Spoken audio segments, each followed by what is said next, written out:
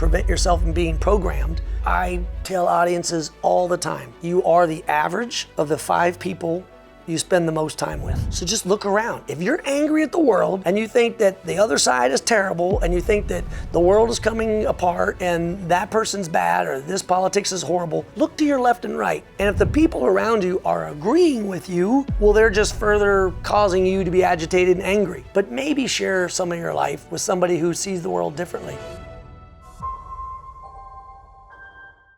Welcome back, everybody, to Love Conquers Fear. I'm very, very excited about today's episode. But first, I want to get into the fact that I continue to work my way through one of the top 3 books that I read last year out of 55, The Seed of the Soul by Gary Zukov.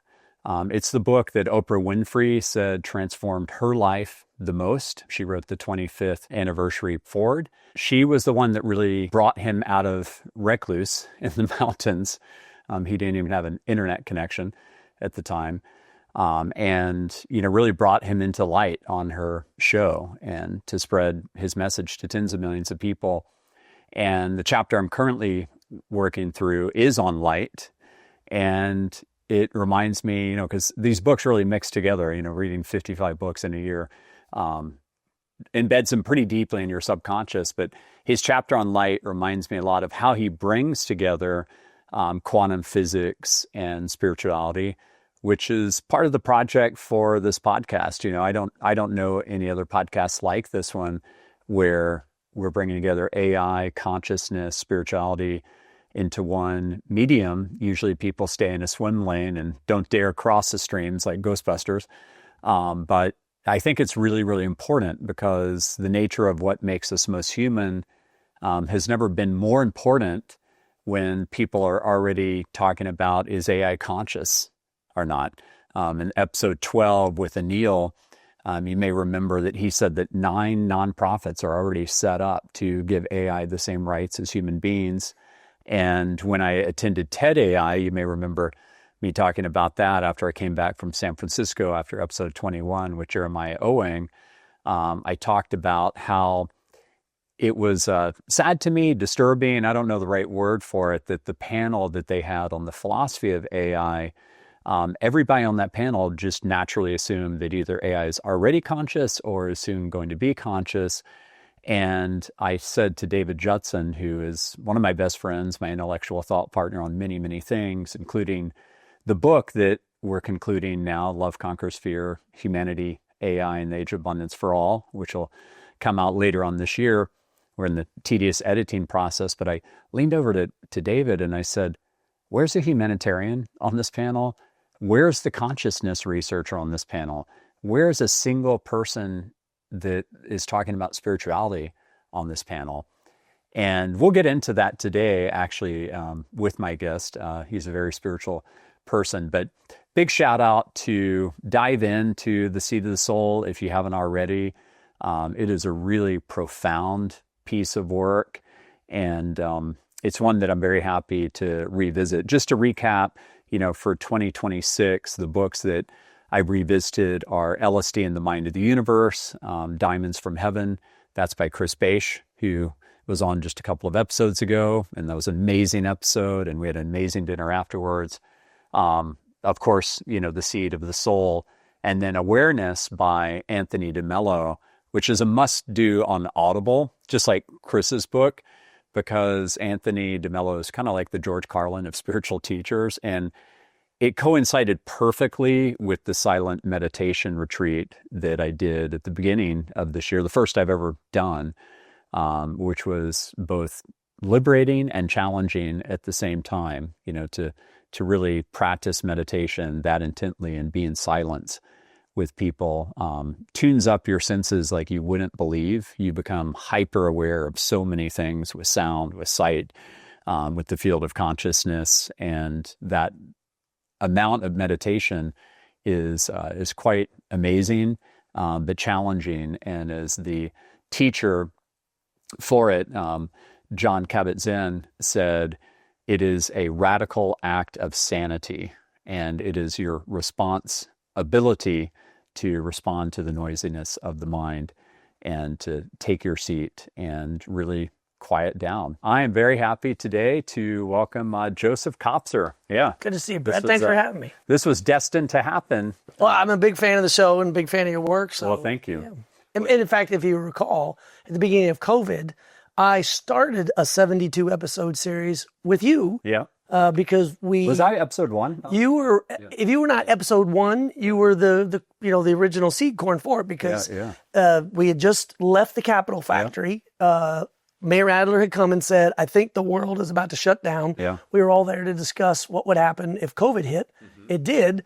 I called you on the phone a few days later. I thought, Brett, what's going to happen? And you just gave this great 5-10 minute kind of foreshadow of what might happen. And it was so good. I called you back 2 hours later and said, let's have this conversation again. This time I'll tape it. Yeah. And that was the Catalyst Talks, which I did like 72 episodes during COVID when we had nothing else going on. Yeah, yeah. So now here I'm at your place. I really enjoyed that. And you've been a longtime friend, and it's a real honor to have you on. And you're running again for I'm back in office. Public service again to represent basically West Austin, Travis County. That's all the neighborhoods from Shady Hollow, Circle C, all the way up through not Rolling Wood, just on the edge, Bee Cave, Oak Hill, Lakeway, Olive Steiner Ranch, Great Hills. It's a really cool spot in Austin, Texas. Yeah. I'm so glad you're doing that. I mean, we supported you last time when you ran for Congress, alongside, Josh and Amy Baer and many others here in town. Yeah, right here at your house, as a matter of fact. So thank you for that. I want to make the point because, this podcast is one where I've really been focused on AI, consciousness, spirituality, how is humanity going to make it? But just for the audience, just so that they know, I'm an independent voter. And I've been an independent voter for a long, long time. I've supported a lot of Republicans and Democrats. But what I look for the most is I look for rationality, and I look for people that have high integrity. And of course, I care about policy too. But leadership is, as an entrepreneur, I know how much those qualities really matter. Right. And, politics is no different. And, I go to the APAC conference every year. I'll be going in a few weeks here in DC. And that is a really good place to see people coming together. Part of my mantra in life ever since I was a kid is bringing people together. Yeah. That we have a lot more in common than we have as differences. Yep. And I'm a big fan of The Tao of Willie, which is a book by Turk Pipkin, because I've really seen since growing up here in Austin, his mantra play out, where he's like, doesn't matter if you're Republican or Democrat, we just get together and have some beers, talk about all the things we have in common, and it's a very politically charged time, and part of that is just the algorithms constantly pushing us into that fear-based state.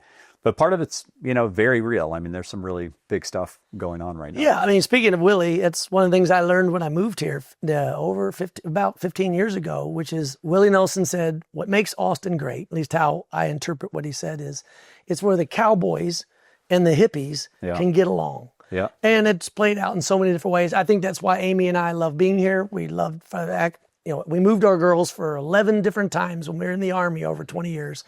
But when we got to Austin, it just felt right. It just kind of was, this is it. Out of all those places we lived, which were great places, Austin is our place. And that's why I just love being here. Well, part of how you got to be who you are, was through the fires of entrepreneurship. Yeah. So maybe let's go back to West Point and talk about that as a training ground for you eventually being an entrepreneur alongside Craig Cummings, and you guys co-founding RideScout, which had a great exit to, it was Mercedes-Benz, right? Mercedes-Benz, yeah.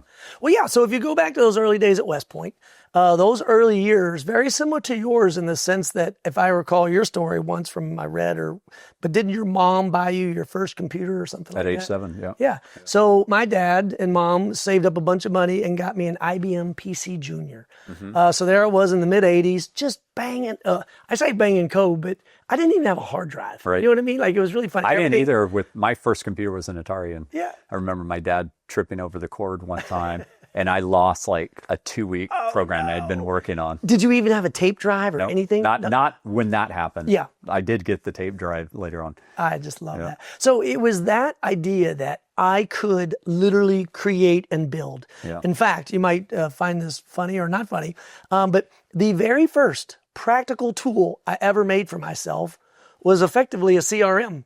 I created a whole series of fields that would store the first name, last name, phone number, and address of all of my friends in junior high school and high school, because I wanted to stay in touch with them. And ironically, the thing I love most about where I am in life right now comes to the fact that I've always kept phone numbers and rosters that go all the way back to childhood. Wow. But when I got to West Point... You're like LBJ in that way. Well, when I later read about him and how he kept lists and names, I was like, well, that kind of makes a lot of sense to be able to keep in touch with friends.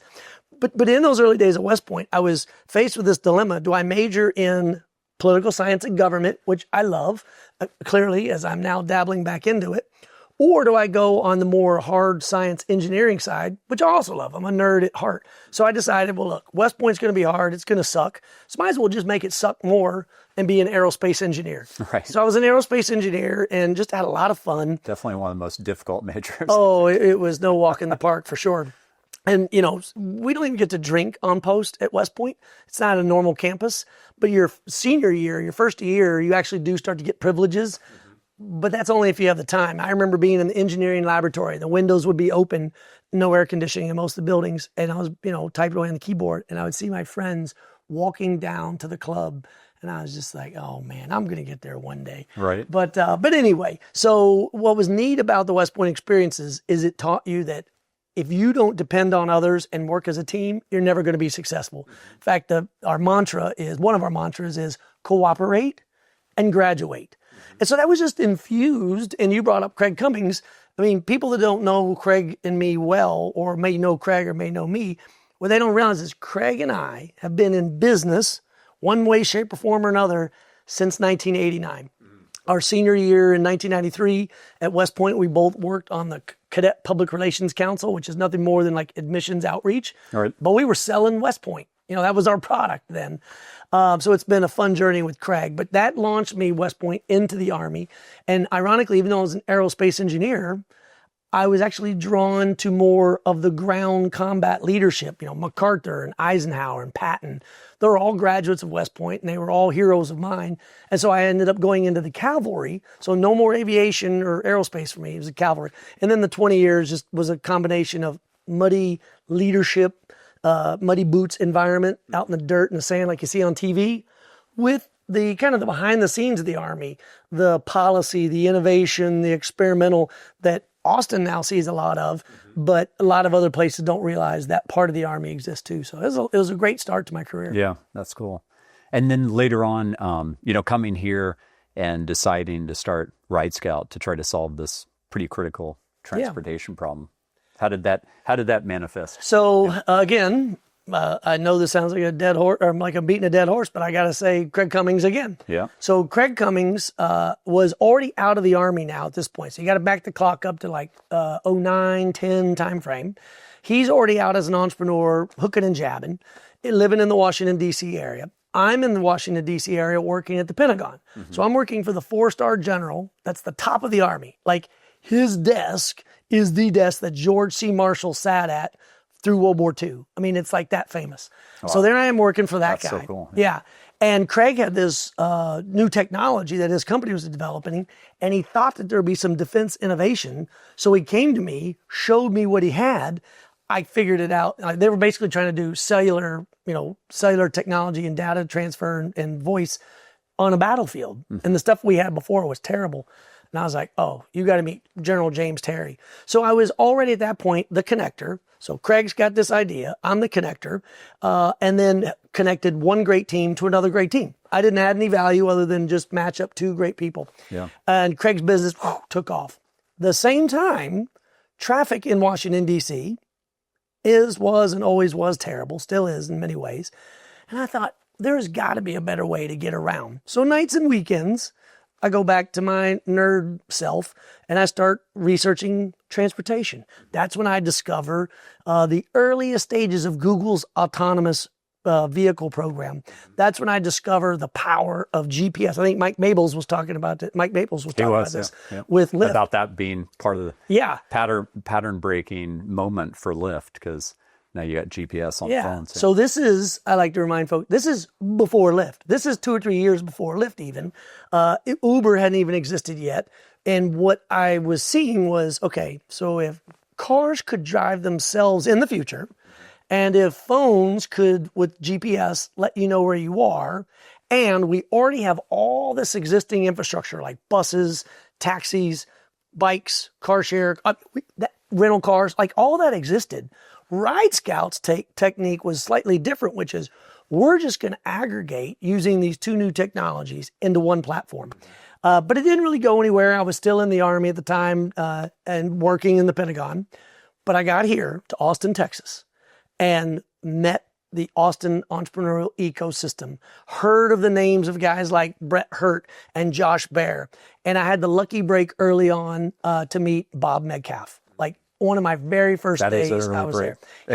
He's amazing. He had just shown up from MIT, he had just shown up at University of Texas. 3Com, yeah. And many other companies, but 3Com. Metcalf's Law. Yeah. If you don't know Bob Metcalf, you need to Google Bob Metcalf. Yeah. So I get to meet this guy in the first week I'm in Austin, Texas. And he's, at the time, still in uniform, still in the Army. He's like, Colonel, tell me what you do. And so I told him about all my Army responsibilities to lead the program in ROTC. And then I said, but before I leave, I just want to let you know, I have this idea for what could be a company and what I'm trying to do. And I know you're an entrepreneur. And I described it to him. He's like, well, it could have some promise. So simultaneously, I'm doing my job in the Army.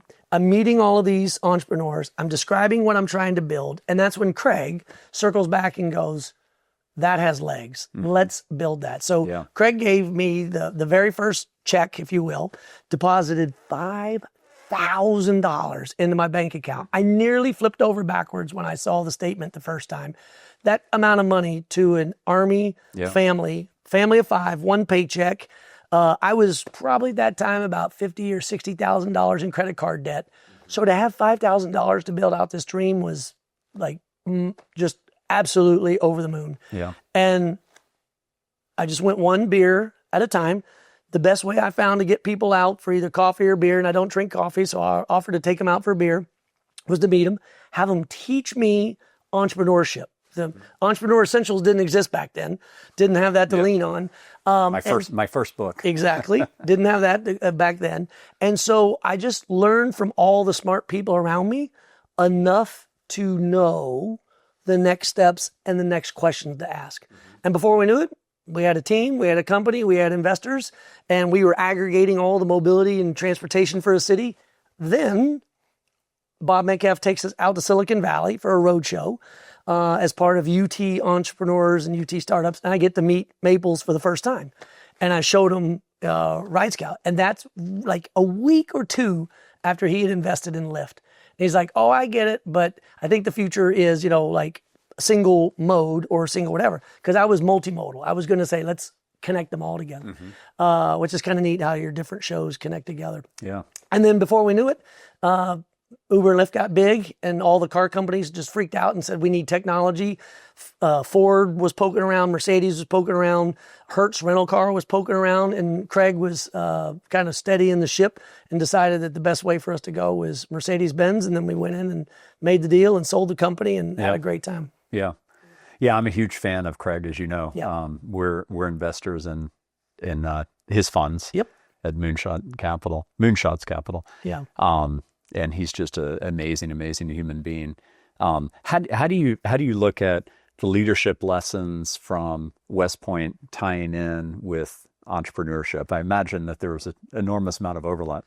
I like to tell people, and I do a lot of public speaking on big stages for companies and boards and offsites and conferences now. And one of the things I try to remind them is that leadership is universal because leadership is literally how you treat people and how you inspire them to do something that they wouldn't normally do on their own. And the reason why leadership in the military takes on a stereotypical cliche of let's take the hill. The best way to provide the leadership to take the hill for you, the leader, is to be out front, running up the hill. Then others will follow. If you're sitting back, cushy, in the safe bunker saying, go take that hill, they're going to look back at you like, okay, we're going to take that hill and you're going to sit in this bunker. Right. That's not leadership. Yep. Same thing with a startup. I remember hearing you tell different stories. We've all got our early stories before we had money and access and opportunity.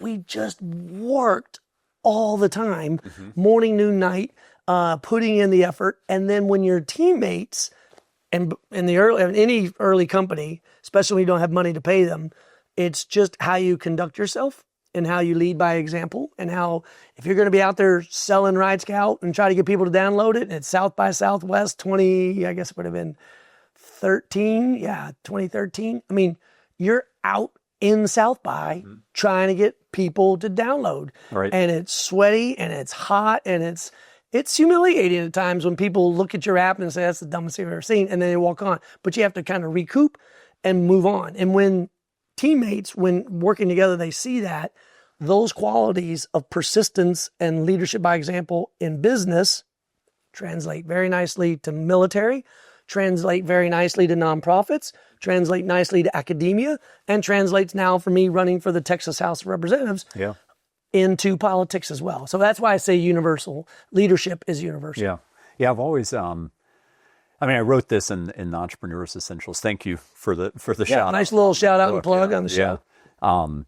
Which people can get for free at theentrepreneursessentials.com as well. I think it was the first book you could chat with AI. Oh, really? Oh, yeah. You told me you dropped it in AI. Like right at the very beginning of that capability. I think the first day that capability came out. But the way I've always looked at the CEO role is that, chapter 14 of that book is my personal favorite on the 7 lessons learned on the journey from founder to CEO, is that the CEO really has 3 main jobs. One is to be the chief strategy officer, and you're good at that job if you're spending a lot of time with customers, you're spending a lot of time with partners. Yeah, you get the pulse. You're forming the strategy. The second, and these aren't in any order of importance, they're all equally important, is to be the chief resource officer. So that's raising the money the company needs. That's helping, land the customers and the partners and advisory board members and all the people that are going to help, bring them to bear. Make sure the company really is in a good spot there. And then the third is to be the chief culture officer, because culture is really the operating system for a company. And so curious if you agree with those 3 or if I'm missing one. And then I'm really curious because, for political office, like how those 3 would translate into political office. Yeah. Well, so first of all, I like them. I want to double down on the chief culture officer in a second. But you're exactly right in your question about how it applies to politics. And I think that's where we fall short in our politics too often, because we're expecting a lot of our elected representatives, and yet the way the system is designed, it is not optimized to produce all 3 of those. So you may have someone who is chief strategy. They have a vision. Now, unfortunately, in politics, sometimes their vision is destructive or divisive, and people are drawn to that. Or it's the politics of revenge, or it's the politics of just, easiest way I can describe it is just negative energy. And that negative energy sometimes unchecked becomes the problems we have today. In terms of being the chief revenue, I think you called it, chief sales, chief revenue. Yeah, chief resource officer. I look at that really as the person that's also doing a lot of that connecting, the person who is connecting clients and customers. And, this customer has a problem, let me connect them with this person that can solve that problem. And in politics, that's constituent services. Yeah. What, for me, it's a lot of fun. Even though I grew up a Republican, I'm now running as a Democrat, and people are saying, well, if you win your seat in the Texas Capitol, it's Republican held, and you'll be a Democrat in the minority. And I said, and? They're like, well, you won't be able to get anything done. And I said, well, time out. People forget one of the most important roles of any member of the legislative body is to represent their constituency, and their constituency might have issues with state government and with filling out forms or with taxes or whatever the reason may be. Your job is to serve them. And so I think that's another nice parallel with your point. Yeah. But let's double down on chief culture officer. At the end of the day, I believe the most effective teams are the ones, like you say, where the boss models the behavior that everyone wants to be like. Like, I want to be like her. I want to treat people right. I want to ask questions. I want to lead by example. I want to wake early. I want to stay late. Whatever the culture is you're creating, if you're doing it in a way that's inspiring and not heavy-handed forced, like we've been in organizations, I'm sure you have had bosses who create a culture that is so dictatorial and so demanding, not necessarily in a high standards way, but just like more of a micromanaged way. And that culture is not anything people want to be a part of. Right. And so one of my favorite, blessings, like if a bus hit me tomorrow, I tell my girls all the time who are in their 20s and 30 years old, I tell them all, at my funeral, there will be no sadness, I hope, only funny stories, because I've been so lucky to have been part of so many teams in my life of people that made coming to work fun. And I'm talking about in places like combat. Like still to this day, Sergeant Major James D. Pippin, who is one of the grumpy, like if you could take the Sesame Street character, the Grouch, and you could somehow put him in the United States Army and make him a command sergeant major, that's James D. Pippin. But I love the guy, and I'll do anything for him. And he's really actually a big giant teddy bear. The whole Grouch thing is just him trying to put on a show. Same with Oscar the Grouch. He turned out to be a little bit of a teddy bear too. Exactly. And so much so, Craig and I named the endowment we created at McCombs with our RideScout proceeds in his honor, James D. Pippin. But it's that point of creating culture and being a part of teams. Like, I'm super blessed, like I mentioned about getting hit by a bus tomorrow if it happens. I'm super blessed that I still talk on a regular basis on the phone to people in almost every age and stage in my life, whether it be teams, companies, units in the military, graduate school, undergrad. I'm even still in regular contact with elementary school friends, and I haven't lived in my hometown since 1989. Wow. Yeah. That's so really culture, cool. to your point. That also makes you, I think, very unique.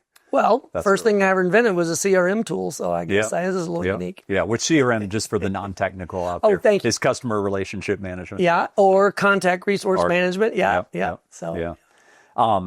So what do you, in terms of, running for office this time, do you have your platform at this point? Okay, what are some of the first thing is the things you want to accomplish here? Yeah, the first thing is we just have to do things differently. We just have to do different. See, part of the problem of the structure of politics is it's controlled often at the top. And whether you're running for even a city office, local office, so much of the politics is controlled by the narrative at the very top. And we just go to the president and the White House and the federal government, that they then control levers of power, access to capital. And for those that aren't political wonks, the political industrial complex is no different than like other complexes, the military industrial complex, the movie making industrial complex, the oil and gas industrial complex. They've all got their industries. And if you want to move up through the industries, you have to sometimes play the game. Sometimes you have to take jobs you may not want. Whatever it is, politics is like that too. And where we've ended up today with things like gerrymandering, where the districts are drawn so funky you don't even know if you're in that district or that district. And that's done to make all of it is done to make it harder for outsiders like me to break into the system. And so we have primaries where it's just the most diehard members of their team come out for that primary. Yeah. And primaries are so important. Like, something people should know is please vote in the primaries, because that really almost completely determines the outcome. Yeah, we've got friends that are working on an amazing project called March Matters. Yeah. Here in Texas, our primary is March 3rd. Renee LaFair, right? Yep, yeah. And Marjorie's working on that as well, too. Good. Marjorie Clifton. And so to have more awareness that March is the real election, because 97% of all the races that will show up again in November, the winner is decided in March because the district is tilted. So this district right here, House District 47, is a 20-point Democratic district. So if you live in Bee Cave, Westlake, Lakeway, Steiner, Circle C, wherever you live, your representative is going to be chosen on March 3rd between the two Democrats running, me and the person I'm running against. And so with that kind of a tilt, March matters, because you could be a Republican and say, well, I'm going to wait to vote in the general election, but by then it's too late. You have almost no chance that your Republican will have any shot because it's a 20-point lead. Right. But anyway, I got off on a tangent, but you were just talking about I took you on that tangent. Yeah. But I just wanted to give a PSA because a lot of people don't know how important it is to vote in the primary. I didn't realize the stat is 97%. I knew it was. So in fact, all the facts I just recently put in a newsletter called U.S. Tomorrow, which I've been writing now for about 7 years. Really enjoyed the publication, and you can find it on Substack. And so what U.S. Tomorrow does, I'll put a link to it. Thank you. It tries to take the issues of the day, strip out the politics as much as it can, look at the real issue, and then build up a series of points to think about to say, oh, if we strip the politics out, how can we do this issue differently? And I featured March Matters a couple of weeks ago because I wanted more people to pay attention to how important it is. Yeah. So what are some aspects of your platform then? Oh, right. So, okay. So first thing we have to do is do things differently. Yeah.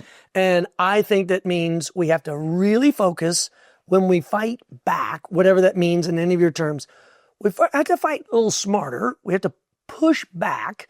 But more importantly, we need to, instead of fight back literally, we need to fight forward, which means whatever solutions we come up with, whether it be healthcare, whether it be affordability, whether it be immigration, let's just make sure that the solution moves us all forward as people, because these are difficult issues. So if you want to talk individual issues, healthcare is one of my favorite to talk about.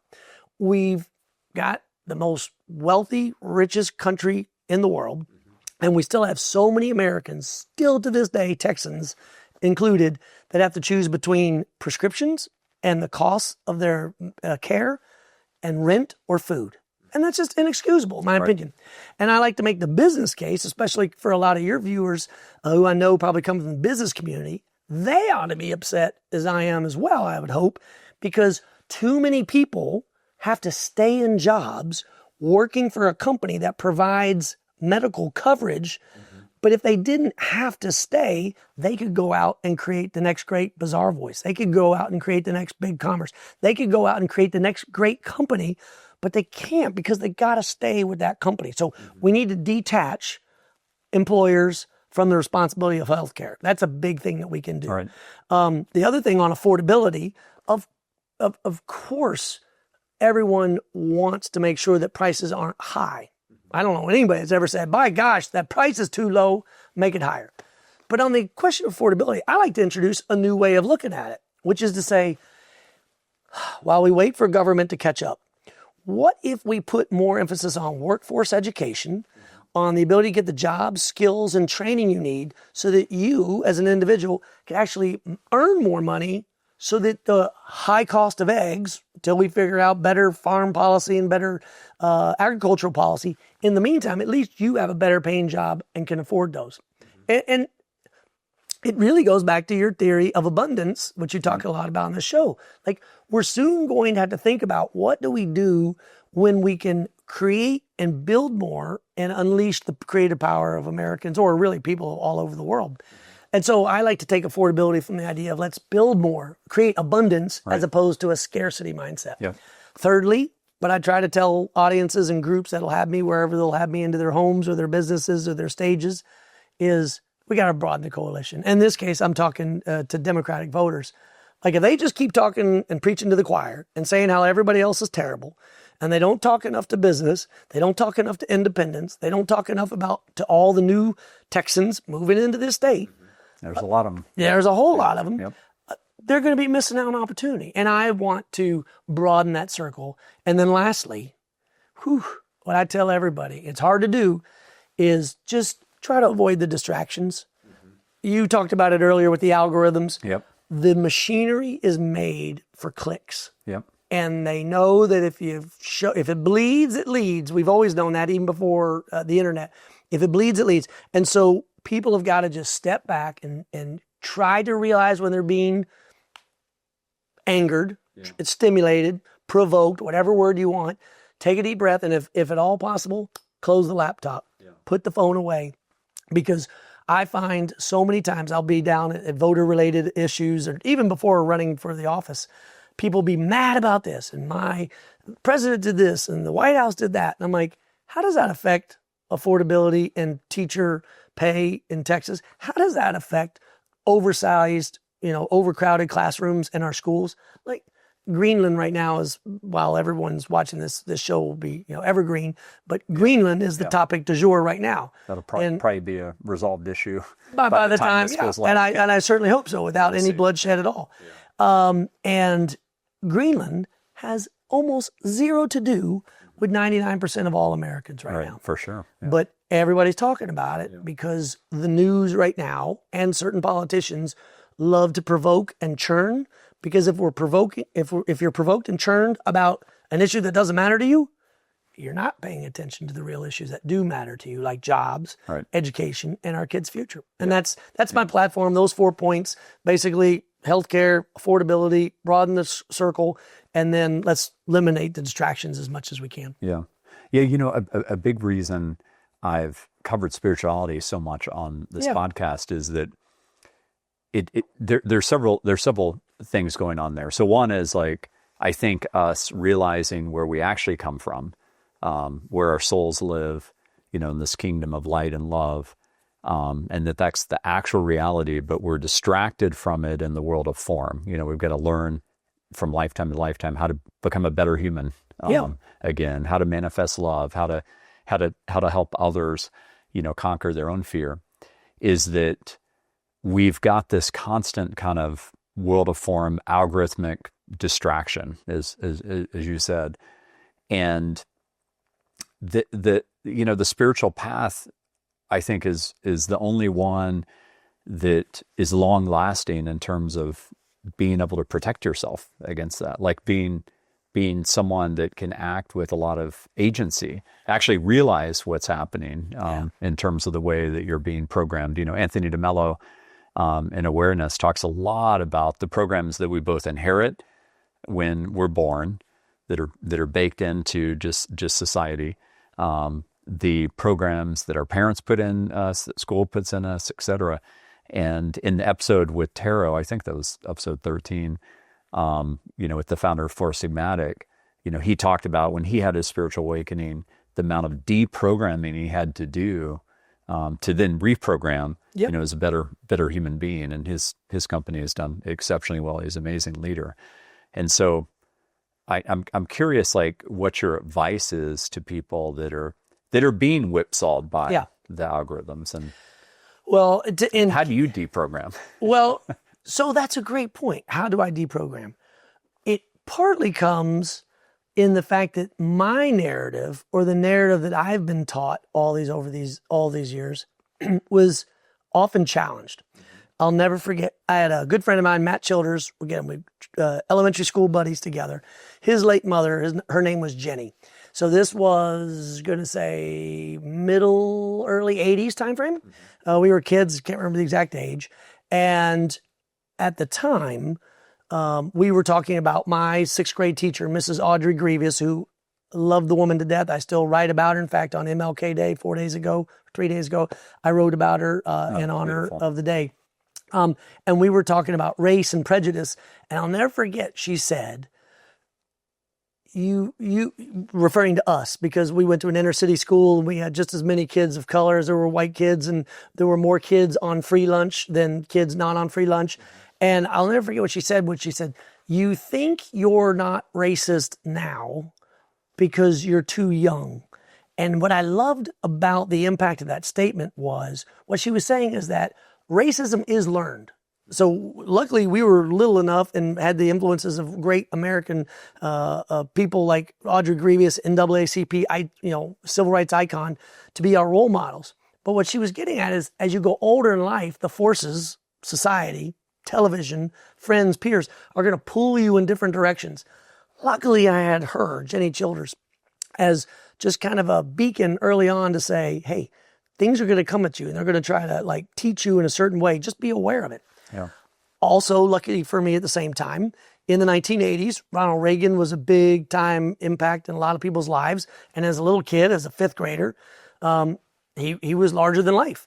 And for me, that was kind of where I thought my politics were. On or about the same time, a year or two later, my friend Jeremy Joseph introduced me to the Beatles. And, this is 10, 12 years after they broke up. And he introduced me to the Beatles, and I'm listening to their music, and, it's about peace and love and harmony, especially after their early days of the black and white Beatles. I've quoted from them many times. Yeah. Love is all you need. Exactly. I am you. I am you as you are me, and we are all together. I mean, that couldn't be more spiritual. It is. Yeah. Or evidence of a psychedelic trip that they took, or both. Yeah. And isn't that the beauty of really what we're getting at in this conversation, which is we don't really know all the answers. Luckily, going back to your original question, is how do you prevent yourself from being programmed? I tell audiences all the time, you are the average of the 5 people you spend the most time with. Mm-hmm. So just look around. If you're angry at the world and you think that the other side is terrible and you think that the world is coming apart and that person's bad or this politics is horrible, look to your left and right. And if the people around you are agreeing with you, well, they're just further causing you to be agitated and angry. Right. But maybe share some of your life with somebody who sees the world differently, who sees it in a different way. That's why I consider myself absolutely blessed that when Amy and I started our family, we had 1 daughter and then 2 daughters and then 3 daughters, to the point where now my whole world for the last 30 years has been around really talented women, and I see the world in a way I might have seen it differently had I had 3 boys. And that's not better or worse, just differently than if I had 3 boys. So you really just have to deprogram yourself by taking yourself out of the environment that's got you all angst and angry. And if you can't save yourself, hopefully you've got someone that cares for you that will do their best to try to pull you out of that pit. So sticking with the topic of spirituality for a moment, how do you view yourself from a spirituality perspective? Telling the arc of this journey, it might be informative as well. Yeah, so please, grew up in a very Catholic family, Catholic on both sides. So many aunts and uncles and cousins. I think there were 17 on one side or 17 or 18 on the other side. But there were a couple of formidable moments that made me go, what? And one of them I remember very distinctly was when my parents were getting divorced in the late 80s when I was in high school. And the Catholic Church told my dad, well, if you're getting divorced, you're going to have to come in and get our permission, have it annulled or whatever it was. And Dad was like, she's divorced. She's the one that wants out. I want to be married. Why do I have to come get your permission to do it? And it was this whole ugly blow up about all the different rules and what's allowed. And so that kind of left like a, but, life continued on. We kept going to church. And then about maybe my 11th grade or so, I remember one time, I must have been before I was driving, so a year or 2 before that. Dad's driving us up to church, pull into the front, and he just says, go in and get the little missalette, the little program, if you will, for the church that day. I was like, what's that all about? So I ran inside, walked inside, everybody's going into church, and I grabbed it and turned around and went against the flow of people to leave out, and then I handed it to Dad. He's like, okay, great. Shuts the door, drives home, walk in, Sunday morning, back at the house, boop. He just drops the missalette on the coffee room table, living room coffee table. And I thought that was the weirdest thing. Well, what I didn't realize at the time, but I now realized in retrospect, is that he did that only because he knew that his father, my grandparents, would be coming over after church. And if they saw the missalette, would think that Dad went to church. And so it made it, it seemed very fake. Yeah. It's very fake. Right. And I was just like, well, what in the world is going on? Right. And so Speaking of programming. Yeah. Right. And at that very same time were the Falwells and Jimmy and Tammy Faye Baker and all the evangelical ministers that were found to be embezzling and cheating. And it just, all of that was going on in the 80s. And it really just caused me to just kind of be like, no, I don't get this whole God and religion thing. I mean, sure, I'd like to think there's a God, but religion, like what in the world is that? Then I get to West Point. And I'm away from my family. It's hard. It's miserable. But on Wednesday nights during our first summer of basic training, the local Catholic church would put out peanut butter and jelly sandwiches at the break after dinner. And first of all, you're super hungry. But thirdly, the comfort food of a peanut butter and jelly sandwich. And I'm sitting there and I'm eating it. And then while I was there, they were just saying, we do, Wednesday night services. You're welcome to come. And just because I knew there were more peanut butter and jelly sandwiches, I went. Right. But when I got back into the church, literally and figuratively, I was like, oh, wait a minute, there is a certain comfort here. So as we continue my journey, now I find, we're in the Army, I'm married, Amy and I, we have our firstborn. Now, mind you, I hadn't really been to church much, hadn't been real spiritual.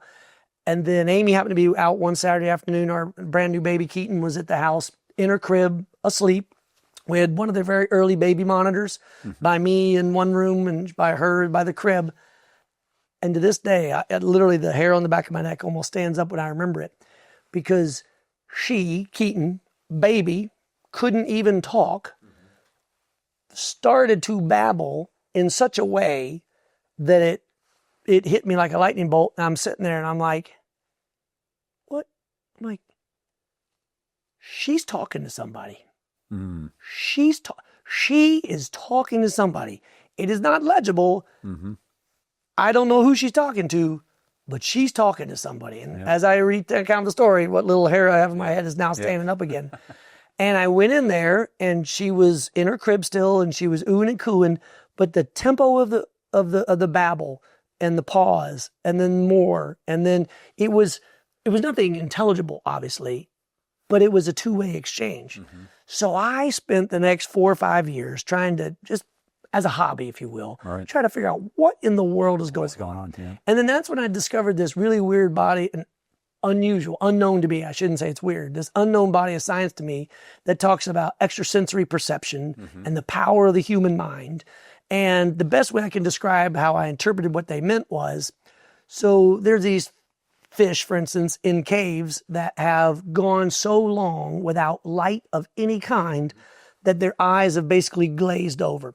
And there are other species around the planet that have learned to adapt to their surroundings that just lose certain sensory perception for whatever reason. They just don't need it anymore. The thesis of this paper was that extrasensory perception, the ability of your mind and my mind to be connected through some other dimension or medium, we lost it in modern society because once that little kid was done playing with toys and started talking to their imaginary friend, they were told by their parents, that's not real. Stop talking. There is no imaginary friend. And over time, they lost that ability. Now, thankfully, some people never lost that ability, and those are people who seem prescient and seem aware of things that others don't. I was also fascinated by the body of science that allegedly proved that a mom could be in the kitchen doing dishes and then 4, 5, 6 blocks away, way out of sight or sound, their kid gets hurt and they immediately know it. I've had plenty of experiences where I've felt something about wanting to call a person. And then the last thing I'll say, and we'll go back to spirituality. And then they call, right? And then they call. But my father, the last time I ever spoke to him on the phone, we happened to be on vacation the night before. And it was unsettling. He had been sick, but it was just unsettling. It just didn't feel right. And then when I hung up the phone a few moments later, I said to Amy, I think I have spoken to my father for the last time ever, at least alive. And the whole rest of the evening, I was just, I had a pit in my stomach. It just didn't feel right. My instinct and my gut said that. And then I got back to the room, we were done for the night and went to sleep. And we were in a different time zone, so I'll get the time zone math wrong. But basically at 5:30 in the morning, poof, I woke up in a startle because in my dream, out of nowhere, a Ford van with the Ford decal, I can see it bigger than life, was coming right at me. And then I realized, wait, that's not a Ford decal. It's not a van. That's an ambulance. Came right at me and then poof, and that's what made me wake up. And again, I'm getting chills when I think of this again. And then I wake up and I was like, oh my God. And I quick looked at my phone, no messages. Okay, my dad's okay. And then, my heart is beating and I'm kind of sweat and flush. And then I said to Amy, that was terrible. I literally thought I just got hit by an ambulance that was carrying Dad or something. I don't know. It was really weird. Couldn't even finish the sentence. You get the call. The phone rang. Phone rang. Wow. And the very first words, from my stepmother is that my dad was gone. And I still believe in the same way that I believed when my daughter was babbling with someone who was clearly not there, that there is something in the universe, there is something more than us that communicated from my dad to me, not only after the call was over, that I think this might be my last night, that when that ambulance woke me up in my dream, that he had just passed away about 30 minutes before the phone call, which is about when the dream happened, that further cemented this belief. Now, when it comes to the mechanics of spirituality, I'm a big believer in God and Jesus. I totally believe that is that. What it is, I still don't have the words for it. I know what it's not. It's not organized religion like we think it is today. I mentioned U.S. Tomorrow earlier. I wrote an entire Substack piece about a year and a half ago about a guy who wrote a book called The Kingdom and the Power and the Glory.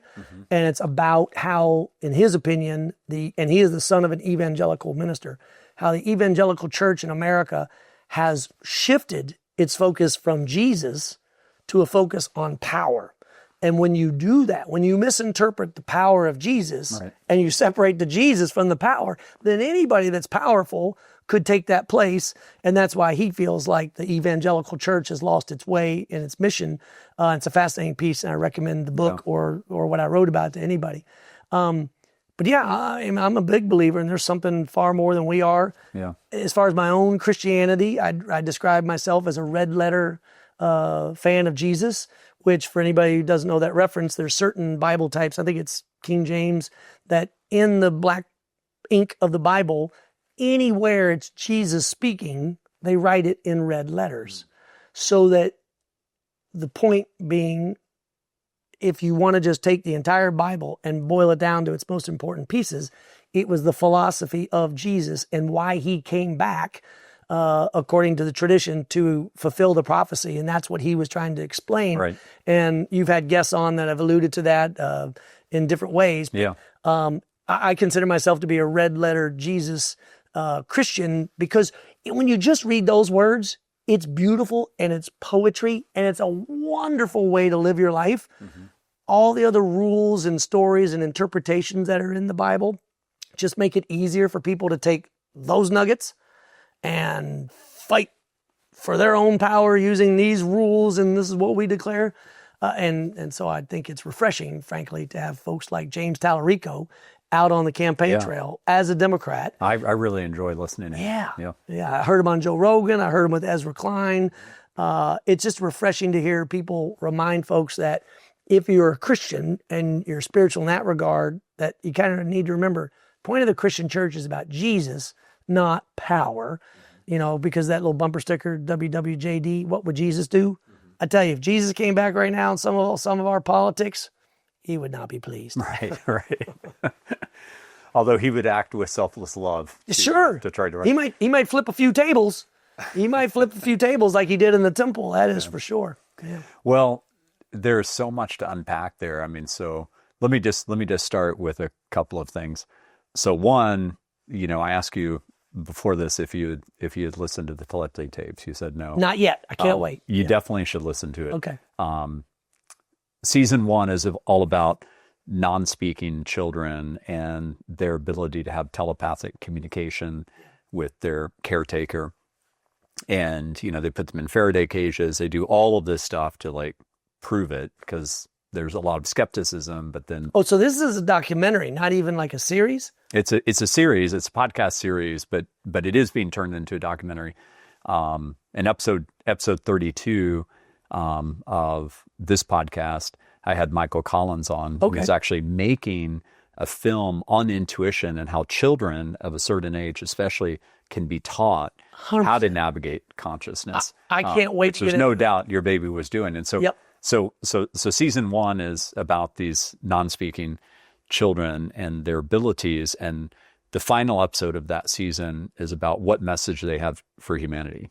And it's all about love. It's really, really beautiful. Season 2 is about all different forms of non-local consciousness, from plants to animals to energy work. And it actually ends with these schools where children are taught these abilities to really develop their intuition. And it looks like they're doing magic tricks or something. And some people get caught up in that, but they're missing the point. The point is that this is going to fully form their ability to be intuitive, which will shape their whole life. Who do they marry? What career do they go in? How are they going to be of selfless service to humanity, et cetera? So that's point one. Point two is I just want to tell you that in my book, Love Conquers Fear, which coming out later this year, I actually profile the Vatican. Wow. And it's one of the case studies. Like, so the last part of the book is on case studies. Why should humanity have hope that we're going to make it into this age of abundance for all? And the Vatican, when it comes to AI, is really leading in bringing science and spirituality together. The best report I read in 2025 on AI, the one that had like the most heart, actually came out of the Vatican, came out in January. Well, I didn't know that, but that is I'll link also... to it in the show notes, but it's amazing. And our friend Worley, though, didn't he also go to the Vatican about quantum? He did. They've been doing these kind of studies now for a while. He did, yeah. So they're really advanced. So just tell people to pay attention there, because it's important, from a spirituality standpoint, that an organization of that kind of power, and influence is putting so much out. And, the new Pope, you may have heard that he's been quoted recently as saying, you really need to see the God in everyone. Doesn't matter, race, religion, anything. And so he's really a great uniter. So that's very exciting. The third point, I just want to tell you a story, because I was really, really touched by the story about your dad. And I've heard many stories like that since starting this podcast. I've made the point on this podcast that, in a different vector, last year, I heard 10 near-death experience stories by very good friends, some of them friends for 10 to 20 years, which never told me. And it's the most transcendent experience of their entire life. I'm going to have Evan Alexander actually on the podcast, who wrote Proof of Heaven, which is the most amazing, near-death experience story. And that book was a blockbuster success. And he's done a lot to really help humanity glimpse what's in the beyond. And I had this experience with my mom passing away, which was really just incredible, and it ties in with Bizarre Voice. So Bizarre Voice, we'd gone public. My mom had cancer and was getting progressively worse. We thought that, after a year of chemo, that we were almost at the end of it, even though it just really had, ravaged her body. It's like using kind of really blunt instruments to try to fight cancer. And we were really, really just distraught that it had gone stage 4. And I was at the office. I was spending a lot of time at the hospital, but I was at the office with bankers, because Bizarre Voice was doing a second IPO. Right. The stock had traded up within the first 6 months, and you can secure more capital for the company if that's the case, because there's demand for the stock. Our IPO was very oversubscribed, and so I'm there meeting with them, and I'm driving back to the hospital, and Deborah calls me, my wife of now 29 years, and Deborah says, "Your mom's passing away right now. I'm going to put you on speakerphone." And so I'm saying my goodbyes, tears streaming down my face, and also just guilt, I can't believe that I missed my mom's passing, yes, I have a duty as a CEO, et cetera, and she would understand, but I wasn't there. And so I just keep on driving after saying my goodbyes. And Deborah calls back 5 minutes later, and she says, they don't know what's going on, but she's back alive. Everybody's like, this is like a miracle. And then she's like, she's waiting for you. Oh my gosh. And I get to the hospital, and I hold her hand. Deborah's holding her hand. Chantel, my niece, Brandy. Chantel today, by the way, on this recording is 30 years old. So happy birthday to her. And we're all holding her hand as she passes away. And the doctors in there were like, if you don't believe in God, you should believe in God now.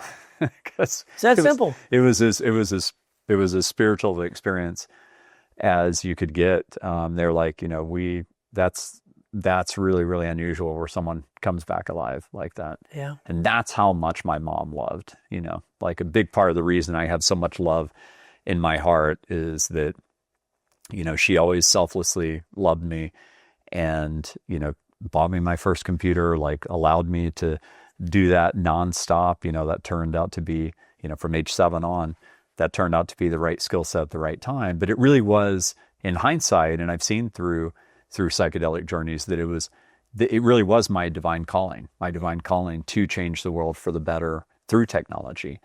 And really, love conquers fear is the meta-thematic of that overall. But I appreciate you telling that story, and really appreciate your heart on it. And I've heard many stories like that. There's been many stories like that on this podcast. Episode 10 with Morgan Linton, he was talking about that he was at a camp and he was very young. He's like 10 years old, and he just started crying uncontrollably for like an hour. He just needed to be alone.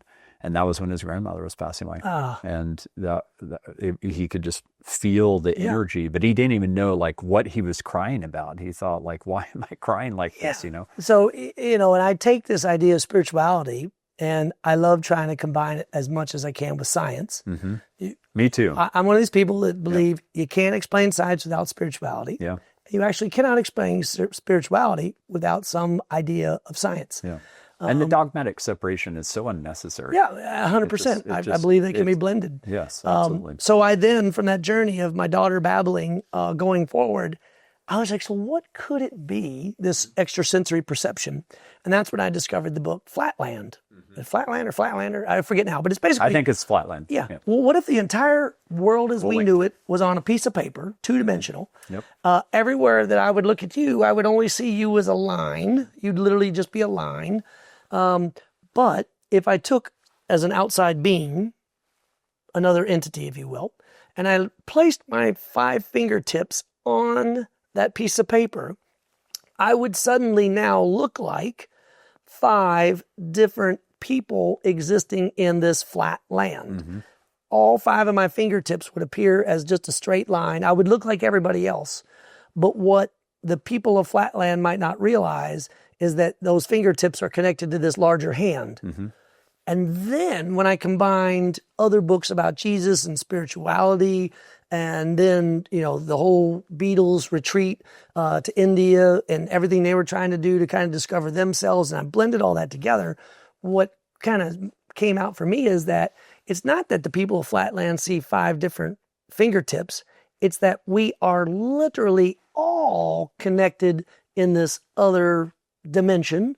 And that's why my friends, whenever we get to drinking or whatever, and telling stories, and they're like, Joseph, whatever you do, don't bring up the 4th dimension. But I love bringing it up because I guess for a long time I called it the 4th dimension instead of calling it spirituality because of all of the baggage from the 80s and the evangelical and all the corruption. But in reality, if you go back to the red letter Jesus, when he talks about the fact that we are all together and I am, the Son, Father and Son, and we are one in the Holy Trinity, and we're all like, when you kind of dawn on, I think what that was trying to do was try to explain to people, quit killing everybody. When you kill people, you are literally killing a part of yourself. Right. Of course, that gets into the idea of free will, and we could talk about that. But I just wanted to throw out Flatland because what's really neat is, so if you go from 2D, and then you say, okay, well, if 2D is a 3-dimensional object somewhere else, then in our 3-dimensional world that we're in, if there was a 4th dimension, what would that look like? All right. And then the great epiphany I had there was, well, if that light here in this studio hits my 3-dimensional hand on your couch here, it creates a 2-dimensional shadow. Mm-hmm. So there's a 2-dimensional shadow of a 3-dimensional entity coming from a 4th-dimensional light. Or excuse me, in this case, 3-dimensional. So if we, as 3-dimensional people, mm-hmm. had a source of light in a 4th dimension hitting us, what would you see? Well, in Flatland, you don't see your shadow. Right. In our 3-dimensional world, we can't see, and this is where I'm going with this, we can't see our soul that exists in the fourth dimension, the rest of us, because our three-dimensional body has taken the place of that. Yeah, yeah. But we know through quantum physics that we're all light and energy at our core. And there you go. Yeah. So then you take. We also know that we're mostly empty space. This chair is mostly empty space. 98% or whatever it is. But what's really cool, as I let my mind just kind of imagine this, take it to the next level, that so if there's a light source, not in this three-dimensional world like here in the studio, but in the fourth dimension, like some glowing something hitting your soul that right now occupies your three-dimensional body. But what if your three-dimensional body was and you were dead? Well, it could be a shadow. Your shadow is your three-dimensional image of your fourth-dimensional self. Now, obviously I didn't say it well enough. It won't come out well maybe to all your listeners or even to you as I'm speaking, but in my mind, it's just this continuation of the different ways to think about spirituality. Yeah. Because I gotta wrestle with what the heck a soul is. Yeah. And how it is we got all this carbon and yet we're creative and we're thinking. And it goes back to, again, combining spirituality with science and where the two connect. So Yeah, yeah. Well, and quantum physics, the patriarchs of the field became much more spiritual as a result of discovering things like quantum entanglement. Yeah. And when I read about entanglement the first time, yeah, actually I listened to it. I'm a big audiobook person. Me too. I don't think I've read a book in a long time, but I've listened primarily to a bunch. audible. Yeah. When I understood or began to try to understand entanglement and how one thing happened here and the other end of the universe happens at the same time or is connected, I was like, okay, we got to figure this one out. Yeah, yeah. Well, and that's what, I gave you my science fiction. Yeah, thank you for that. The lattice. Appreciate it. That's what it's all about, is like the discovery of the connective tissue that binds all things, which, we only know what 4% of the universe is made of. We call that matter. We don't know what 96% is. We call it dark energy and dark matter. There has not been a reconciliation between quantum science and classical science. And somehow all the ancient mystics, not just Christianity, like all of them, the Tao Te Ching, the Bhagavad Gita, like all the different, the Quran, all the different religions, and I quote from all of them at the end of the lattice, discovered or knew that we were all connected. Yep. Like way before even the language to talk about science existed, to talk about something like quantum physics. Yeah. So I think that is super fascinating, and it's leading, I think, to the scientific discoveries are leading to people turning to, well, hey, maybe these ancient mystics were actually onto something. And how did they have that knowledge? Yeah. Which is really cool. It like points to this certain, universal body of truth. And I think something that people really discount or don't think about maybe is that as we have this exponential curve of AI, quantum computing, robotics, brain-computer interfaces, it is going to lead to more and more of the discovery of what our actual reality is. Mm-hmm. And that could be the ultimate unifier for humanity, because we worship science. We're taught to worship science as a form of God. Since the time we start school, and separation of church and state and all of those things, which make a lot of sense if you study history. But the challenge of that is there is a missing spiritual development. Right. And, the two coming back together, I think, is the way that humanity ultimately will unite, to realize that our soul is real, that we come from this place of light and, energy. And, that there is a psychedelic resurgence going on right now. And, we're here in the state of Texas, and it's kind of amazing that this state passed the ibogaine initiative to save our vets, yep. The ones that are really suffering from PTSD, that have, suicidal thoughts. And I saw a documentary recently that was sent to me by a good friend that runs a ibogaine clinic in Mexico. I personally have not done ibogaine, but I'm very pro ibogaine, and I'm actually been financially supporting the Americans for Ibogaine initiative. Oh, good. We hosted a dinner here for Governor Rick Perry and Brian Hubbard, and it was amazing. Yeah. It was a really amazing initiative. But we've got that going on. We have things like the telepathy tapes. Dan Brown, wrote The Secret of Secrets. I finished last year. Yeah, I got to get into that. book. I haven't gotten into that. It's great. All the science quoted in it is factually accurate. And he's done a great service for humanity in writing that, because, he's such a famous author. That book is translated already in so many languages, and it'll turn people on to non-local consciousness, which pretty quickly takes you into spirituality. Yeah. And, the existence of a soul.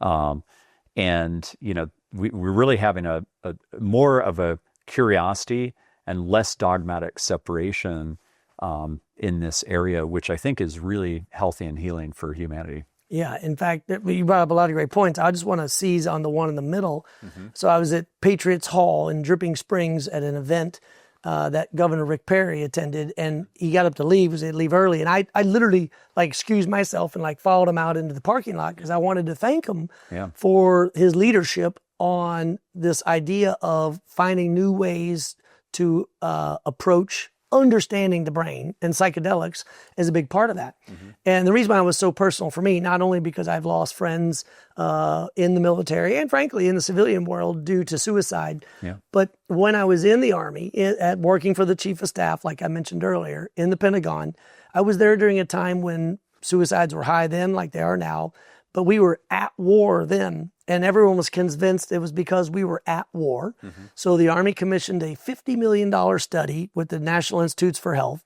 I hope somebody can go back and fact check all this. But after this huge longitudinal study, what they found out was shocking, disappointing, and in some ways enlightening too, which was that 30% of the people that committed suicide related to the military were actually in combat, in fighting, people shooting at them. Mm-hmm. There's a middle third that were in a combat zone, but never experienced combat. I mean, which means they were in a support role or they were far from the combat, but they were in a combat zone. And then there was another third that had committed suicide that had never even deployed, never even left the United States or never left their home base. Mm-hmm. And what I took from that conclusion was that there's a lot more going on, and it has to do with the fragility or the brittleness, if that's the word we want to use, on the psyche. Mm-hmm. And that some people's brains, whether we talk from a spiritual standpoint or from a resiliency standpoint or brain tissue interconnectivity, something in there is brittle. Mm-hmm. Something in there is just too rigid, and that a trauma, a blunt force to it, mm-hmm. will snap it. Whereas if it is more flexible, if it is more able to react to changes, okay, that was bad in life. That was a car accident. Whoop, that was my dad dying. Whoop, that was this. But if you're able to be resilient enough, you come back. And that's why when I first heard about the work on psychedelics, which I actually heard from Austin's very own Tim Ferriss on one of his shows, mm-hmm. I was like, oh, wow, this isn't just for the Beatles. This is like, we're going to try to go at this. So I think it's remarkable, and that's why I told Governor Perry, thanks for his leadership on it, because, shocker, it could be considered a political divisive issue if you just talk about it in terms of drugs as to potential healing. And I haven't tried it yet either, but I look forward to the day when I can. Yeah. Well, with just to put a fine point on it, the Texas House passed $50 million in funding for ibogaine research, which is more, I don't know if you knew this, but it's more funding for psychedelic research than is ever passed in history, even pre-Nixon. Wow. In any state or country. Wow. Ever. And the University of Texas, has some kind of an agreement with some of these places in Mexico to be able to share data back and forth, even though we can't physically do it in Austin. Yeah, yeah. Now, as I've had many guests on the podcast that have covered this, including Patrick Gentempo. That was episode 25 that actually came out the week of Christmas, where we really cover like how careful you need to be, how intentional you need to be. You're going into a very sacred space. You really need to trust where you're going in terms of who's taking care of you. Set and setting very much matters. Oh, yeah. And so, well, you're messing with the inner mechanics of your brain. Well, and you're visiting a spiritual dimension. And so once you actually see what's in the beyond, you can't unsee it. And it's beautiful. You really see where we come from. And, people that have had a near-death experience, they see it even more. But obviously you don't, want to wish for that. Yeah. Well, yeah, I mean, I haven't tried it yet. By accident. The closest I would say I've come is I got interested in this whole idea of lucid dreaming and the ability to try to control your dreams by being lucid during your dreams. Yeah. And I've listened for hours and hours, and I've done different tapes. So if any of your listeners have what they consider to be the best tape or the best YouTube video or whatever to listen to. The practice for that? Okay. Yeah, I'm all ears. Well, John Mackey covered that on episode 30 a bit. Yeah, I listened, but I was kind of hoping for that. Yeah, hoping for what it is. Yeah. If you want to, we could go to a workshop. I'm going to do it this year. So my theme for 2026 is all about embodiment. Okay. Really embodying, what I learned from 2025. 2025 was all about the inner journey. But episode 16 was with Joel Schaefer of the Toltec tradition. And he has a workshop that he does on lucid dreaming. And Mark Gober's been, and Mark was the one that introduced me to him. He was on episode 2. One of my favorite authors and great friend, and moved to Austin, I think in June. When I reached out to him in February of last year, I kind of joked with him. I was like, I think this is going to end up in you moving to Austin, and that happened. And, he really endorsed this workshop. So it's one of the things I'm going to do this year. That was a really popular episode of the podcast, just deeply, deeply spiritual. And, Joel shared so much wisdom in it. But I'm actually looking forward to doing a silent meditation at some point, but everybody laughs at me, especially my girls, because they're like, Dad, there's no way you could be silent for a weekend. Yeah. Which is probably true. You could be. You could be. No, there were some people there that were extremely extroverted, that I know are extremely extroverted because I know them. And they did great. Yeah, they did great. Everybody can do it. Yeah. You don't have to be an introvert to do a silent meditation.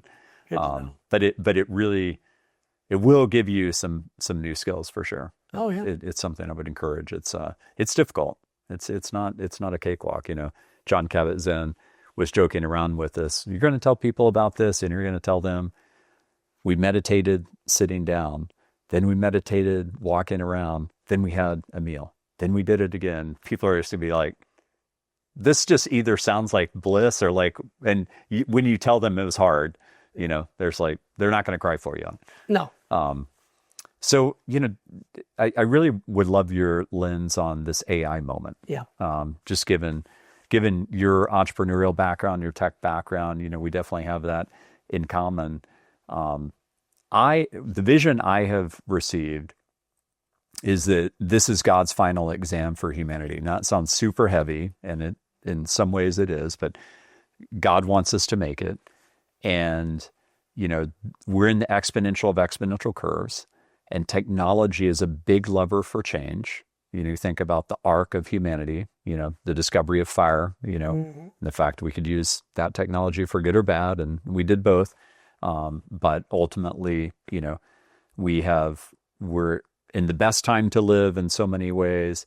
If you compare us to 100 years ago or 200 years ago, it's like an oasis compared to those times. And we've only had evolutionarily as Homo sapiens electricity for 0.1% of our evolutionary Isn't that incredible? time. Yeah, so 99.9% of the time we didn't have it. And that's why we're always hijacked with these dystopian messages, because our amygdala is so well developed, our fear center.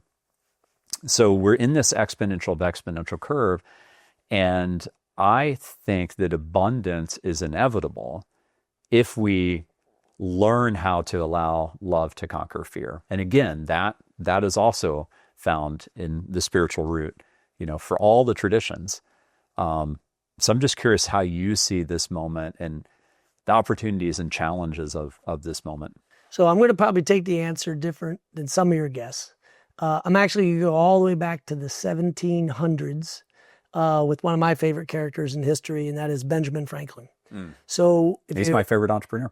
You just invoked my favorite entrepreneur. Okay. Yep. So the reason why he is one of my favorites of all time too is because here is a person who lived in an age that for all of us, it's so hard to imagine how hard and austere it was back then. You know, it's been said and written many times, I think you've talked about on some of your podcasts, that living today, even if you're lower middle class and even what some people call poor by every metric of today, you live better than almost anybody that lived in the 1700s or before. That's right. Because there were access to medicine and care and technology, et cetera. Yeah. But here's Benjamin Franklin writing in his autobiography about not only, this is before most of his inventions, by the way, about how he saw the world and how he even has one whole entry and chapter about his daily ritual. And the reason why I like to bring up Benjamin Franklin first when we talk about AI is a lot of new technologies were developed not only by him, but by his peers at the time. And he found ways to build on them. But it was all founded in a worldview first, in Benjamin Franklin's case, as somebody who didn't take himself too seriously. I mean, he was notorious in Paris, and you write about some of his quotes that I see everywhere. Like one of them I love is, "We know there is a God because beer is good," or something to that effect. He definitely had a good sense of humor. He did. Yep. And so as new technologies came, Benjamin Franklin not only built on them, but just created new ones. So let's take it to the modern day. A few years ago, my business partner, Brett Boyd, and I wrote a book called Catalyst. And I was hoping you were going to bring that up. Yes, and thank you, by the way, for being one of the people to endorse that book absolutely. when we started. And what we really try to get at is that, and you alluded to this in the premise of your question, it's not just change that impacts society. It is the rate of change that really matters.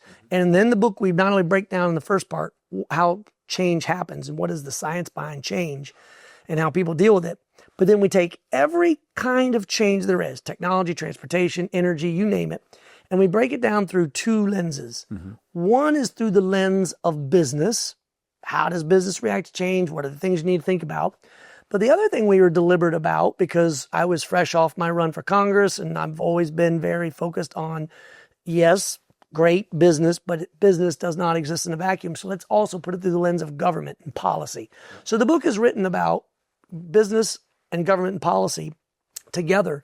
And that is what I really wish people do when they talk about AI. AI by itself is a new tool, but it's powerful. And if we do not look at it through the lens of how business wants to use it and some of the responsibilities of government, we're never going to get even something close to the right solution if only one group makes all the decisions. And what's really cool about AI is it really could be what a lot of people thought electricity was going to be, because I love reading those historical studies that or accounts that say, now that we've invented electricity and we have modern inventions like the washing machine, people will be filled with leisure and we won't know what to do. Well, we know we actually work more hours per day today than we did 100 years ago. And so it's that balance, I think, of trying to figure out, you're going to have a tool that's going to enable you to do good things like fire. And I am such an AI optimist.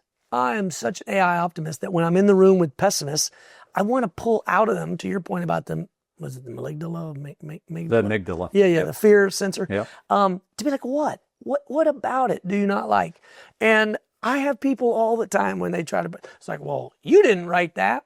I'm like, well, no, I didn't write those exact words, but those are all my ideas, and it just edited it and helped me do better at that. Right. Or, I was going to come up with a title for such and such, but it did it so fast, it gave me 10 ideas that it actually unlocked some things I had forgotten about. So I'm an AI optimist. I can't wait to see what the world's going to look like in 5 years, 10 years, 20 years down the road. We do have to have business. 20 years in an exponential curve. You're really getting out there. Yeah.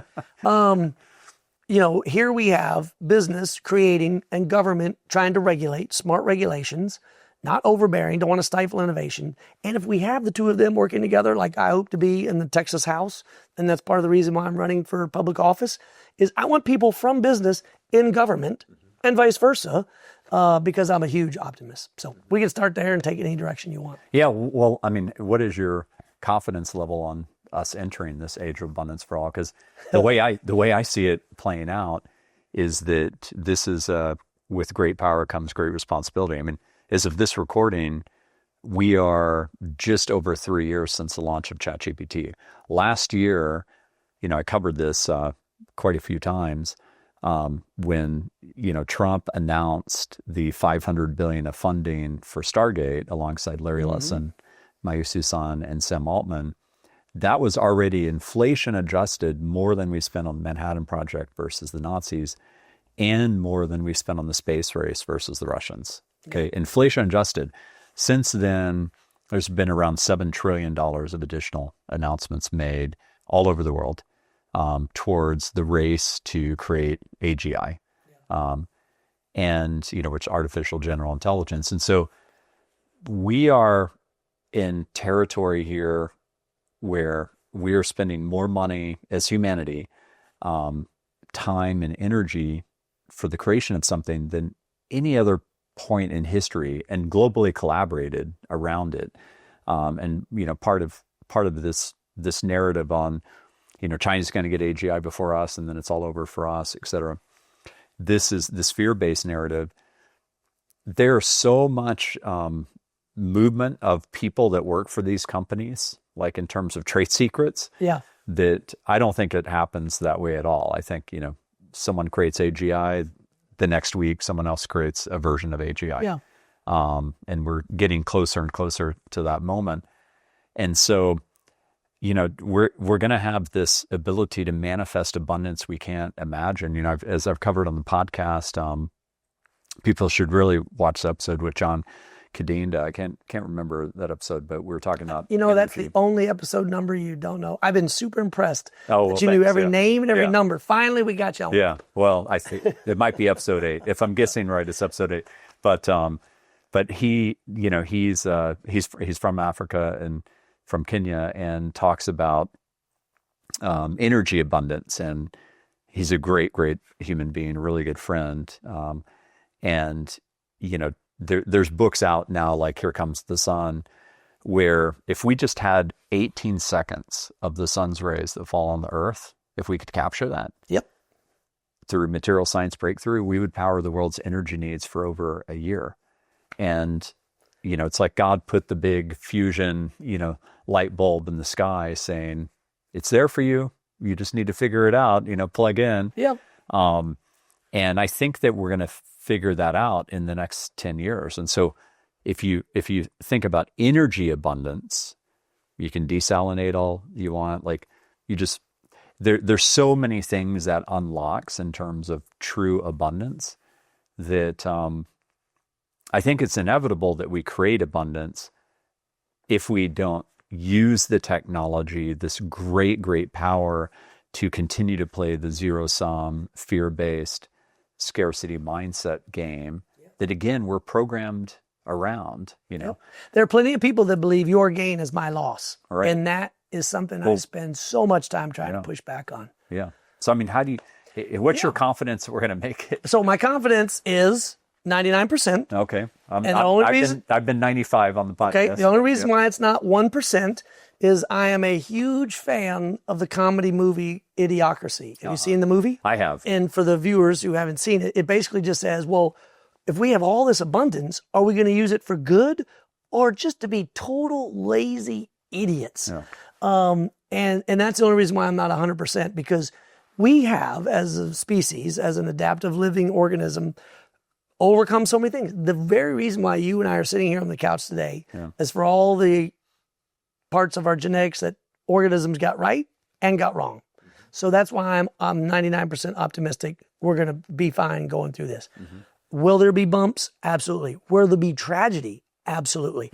We're good as humans today making tragedy with or without AI. AI just may enable those with evil intentions to do it more, faster, stronger. But it will enable that. Yeah. But if most of humanity is good, then most of humanity will use it in a way to predict that people are going to use it for that. And that's why I'm 99. That's why I'm absolutely 99% bullish on this opportunity. I would love to get to a point where leisure is more of a part of our lifestyle. I mean, I wish people could retire earlier. I wish we, especially in the United States, and I never quite understand those that make fun of cultures that have a month-long mandatory vacation in the summer. I'm like, I wish we all had mandatory month-long, but that's a different topic for a different day. But no, I remain optimistic on it. Well, actually, I mean, it is a topic for today because, in Love Conquers Fear, like a couple of the case studies I have in the book are Costa Rica, which is 99% just renewable energy. Yep. Doesn't have a military, chose to use the money they would have put in a military to create education for everyone, and its GDP per person is way above most countries in that region, and it's extremely renewable. Another is Bhutan, where we just went over over the winter break, and that country is deeply Buddhist. It's all about contentment. It's a beautiful place, and really can be a model for part of society. And it's funny, like one of the biggest pushbacks I get from people like us that are like really ambitious entrepreneurial types is, Fred, are you saying once we get to abundance, like that it's going to be, mostly, some part of society is like Bhutan and just sitting around meditating and stuff, like that's a bad thing. And I always say, well, first of all, wouldn't that be nice if people could make that choice and be more communal, like, really focus on contentment with each other and having real deep connection with each other like they do there. But I'm like, number two, you're thinking too small. Like, it's not just abundance on earth. Like if we don't destroy ourselves and we become the species in the universe where love conquered fear, then God then grants us access to the rest of the universe. And as far as we know, it is as infinite gets. I was talking to you about A Trip to Infinity, a Netflix documentary I've been watching, which I recommend. And, it's completely, the ambitious among us, let's go out there and explore that. Let's find out actually what the barriers to physics are. Can we conquer faster and light speed travel? Yep. These are all the types of things I cover in the Lattice, where we do unite because the protagonist, Dr. Alexander Bliss, scientifically proves how we're all connected. Yeah. So I think that abundance is upon us, and I think the way it's going to play out, my prediction is we're going to, there's a lot of darkness right now too. And a great book is The Alchemist. That's where the line, it's always darkest before the dawn, comes from. And it's a book you could read every 10 years. There's just layers and layers of wisdom in it. It's amazing. But I think the way it's going to play out is we're going to ride up that exponential curves. We're going to be able to see the end of disease. We're going to be able to see energy abundance. We're going to be able to see, wow, like this can be humanity's greatest moment. And I think there's going to be bottoms up pressure to demand that. And I think tops down, more and more leaders will start to have a heart shift to be like, yeah, like let's choose that instead of death and destruction. Because, we're playing around now with tools that you give AI another 3 years, like just imagine that. In terms of how exponential this curve is. Yeah. Like every week of tech progress to me feels like a year, 10 years ago. Oh, I mean, I'm using AI 10 to 15 times a day for so many different things and different projects. And then I'll be talking to a neighbor or friend at a local bar or whatever, mentioning ChatGPT or whatever tool I'm using. And he's like, I don't use it. Mm-hmm. I'm like, why? Like, I don't need it. I'm like, okay, I get it.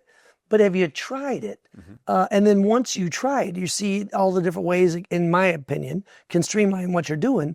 It will speed that approach towards abundance that you're talking about. But there's a lot of people that just don't want to be on that cutting edge. There's a lot of people that they don't know what they're missing because they haven't been trained. It just sounds technical. Like a good way to frame it is, if you could ask a machine to tell you the answer to a question that's trained on all of humanity's content. Yeah. From spiritual text to scientific text to everything, what would you ask? And, as I covered on episode 10 with Morgan, we were talking about, because that episode was all about AI-powered engineering, and I was probing with him to be like, how would just the layperson use it, right? And he gave me an example of his dad, who is he collects Japanese scrolls, and it was his hobby, like to use it to make his hobby better. But yeah, I mean, using it, I use it multiple times a day as well. Anything I'm curious about, it's amazing. Like what would you ask? Well, if I had, to your point, this ability to ask a tool that had infinite knowledge, I would start with one simple question, which is, what is my wife thinking? And I say that humorously, only in the sense that wife AI, yeah, exactly, is if I could better understand people, and I could better understand motivations, I could overcome my shortcomings. Right. See, these are my shortcomings why I don't remember to ask about this. Right. It is my shortcoming that I'm not thoughtful enough to remember to ask about how that went. Mm-hmm. These are my shortcuts. So even though I say it in a humorous way, what is my wife thinking? I would love to have a tool that just makes me more thoughtful as a person, because we talked about this earlier about society and people and evolution, but I'm a firm believer that we evolved as pack animals. We belong to each other. We like being with other humans. And at the same time, some people are just really better at being with others. Mm-hmm. And one of the things I would use this infinite tool for is just to better connect and meet with people where they are, and to understand them, because 9 out of 10 times, the times I get in trouble are the times that I don't understand what the other person is doing, thinking, saying, or seeing it from their eyes. So that's where I'd start. Yeah. And I actually use it in that way. Really? Like, like when a friend shares something, kind of provocative on Facebook, a lot of times I ask it to dissect that. Interesting. Take that, copy it and ask it to be dissected. And, for really anything, it could be political, it could be a scientific breakthrough. Sometimes, it tells me actually that story is not true. And then I'll inform them privately. I don't want to, I'm not trying to provoke them, publicly and troll them. So I'll just privately tell them, hey, that scientific breakthrough, there were so many inferences there that it really isn't there yet. But I hope it gets there.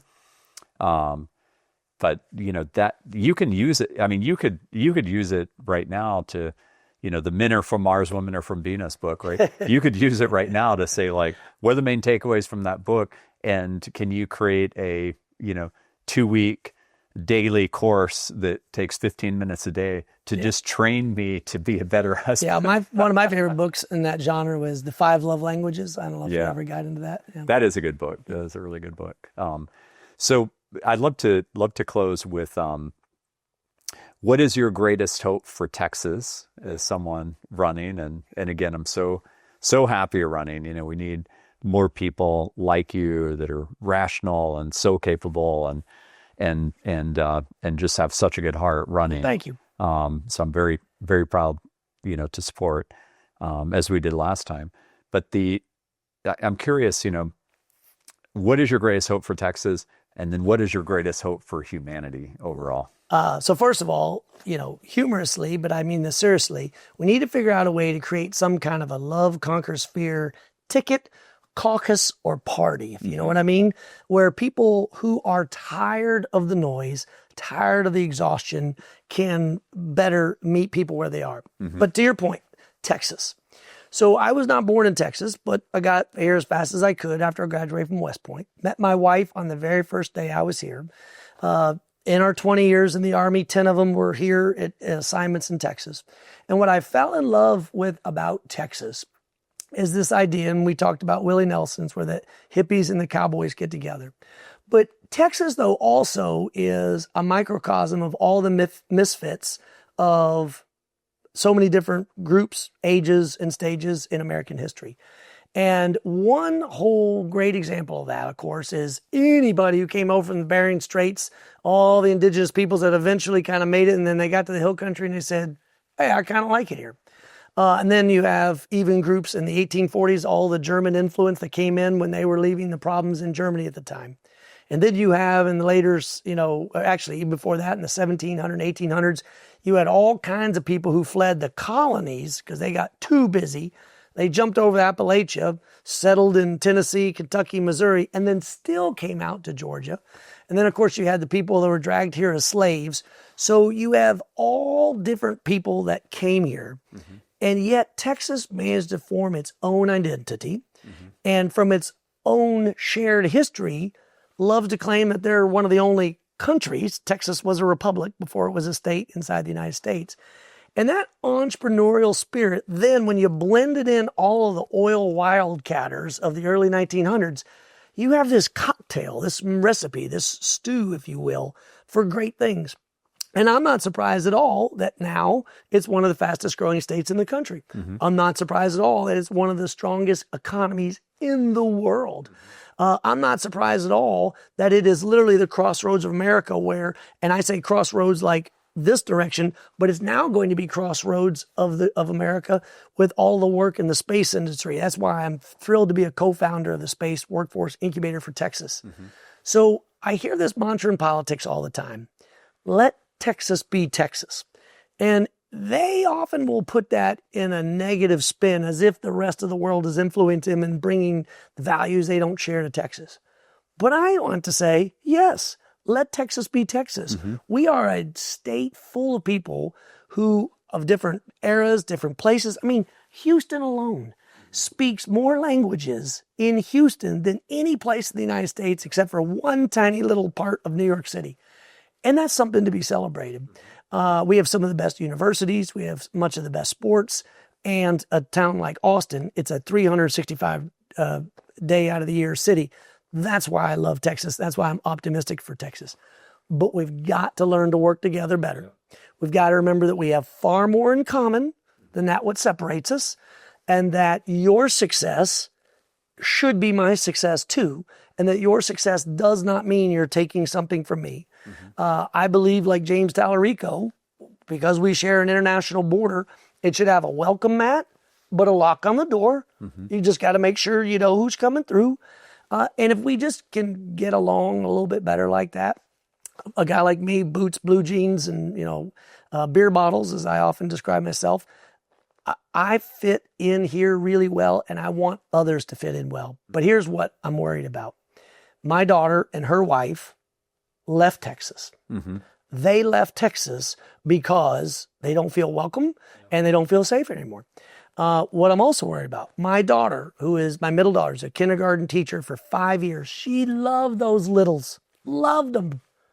But she left teaching because this state doesn't do enough for our public school teachers, and it doesn't provide the resources for the school itself and accountability for schools that aren't doing right. And so she had to leave teaching. That breaks my heart.